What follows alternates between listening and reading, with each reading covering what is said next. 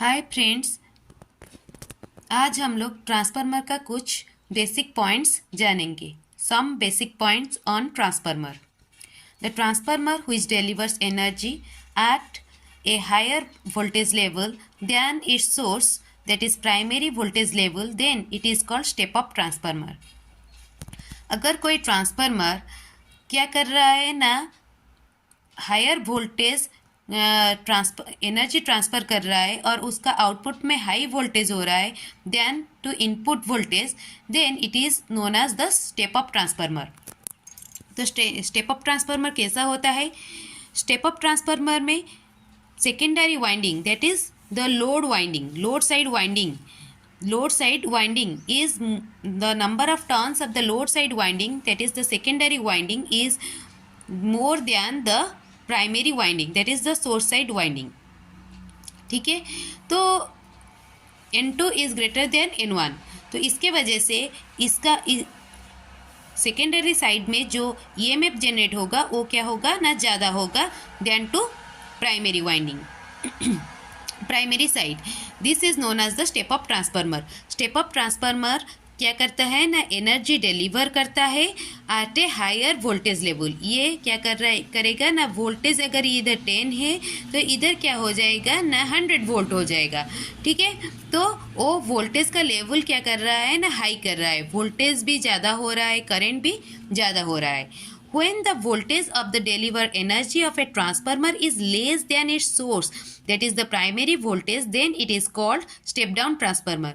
अगर वोल्टेज घटेगा, आउटपुट में अगर वोल्टेज घटेगा, सेकेंडरी साइड में अगर वोल्टेज घटेगा और load side of the transformer अगर वोल्टेज घटेगा तो उसको क्या बोलेंगे ना, step down transformer. Step down transformer में सेकेंडरी वाइंडिंग का नंबर ऑफ टर्न क्या होगा ना, कम होगा देन टू प्राइमरी वाइंडिंग. तो इसके वजह से इसका जो सेकेंडरी में जो आउटपुट वोल्टेज है वो क्या होगा, कम होगा then to primary voltage and secondary voltage का, सेकेंडरी वाइंडिंग का करंट भी कम होगा क्या, प्राइमरी वाइंडिंग से. देन आ गया, a transformer has no moving part. Transformer में कोई भी मूविंग पार्ट नहीं होता है, जैसे कि जनरेटर और मोटर में होता है. So it is called static device. इसको स्टैटिक डिवाइस बोलते हैं. एक हम लोग पिछले वीडियो में एक हम लोग ट्रांसफार्मर का डेफिनेशन पढ़े थे. क्या था वो?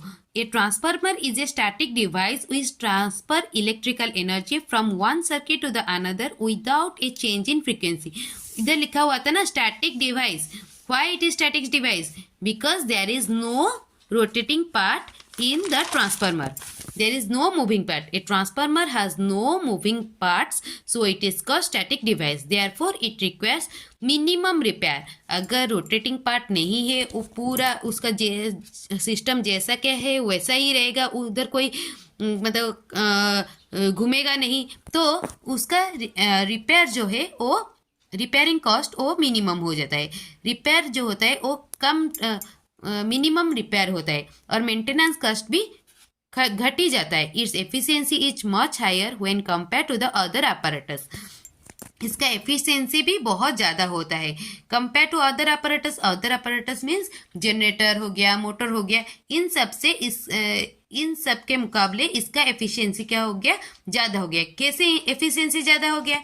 तो एफिशिएंसी का फॉर्मूला क्या होता है, output by input into 100% of efficiency. तो एफिशिएंसी क्या हो गया ना, आउटपुट बाय इनपुट. इनपुट क्या होता है, आउटपुट प्लस लॉसेस. तो ये जो लॉस है ये क्या हो गया ना, ट्रांसफार्मर आज the transformer is a static device, so it has minimum repair and the maintenance cost. So ये जो लॉस है उसका क्या हो गया, ये मिनिमम हो गया. तो अगर ये वाला नीचे वाला पार्ट कम घट जाता है तो क्या हो गया, ओवरऑल ये फ्रैक्शन का जो ओवरऑल वैल्यू होता है वो क्या हो जाता है, ज़्यादा हो जाता है. तो इसका मैक्सिमम, इसी वजह से इसका एफिशिएंसी क्या है, मैक्सिमम है, क्योंकि ये एक स्टैटिक डिवाइस है और इसका रिपेयर एंड मेंटेनेंस कॉस्ट क्या होता है ना, कम होता है. इसके वजह से इसका एफिशिएंसी क्या होता है ना, ज़्यादा होता है. Thank you.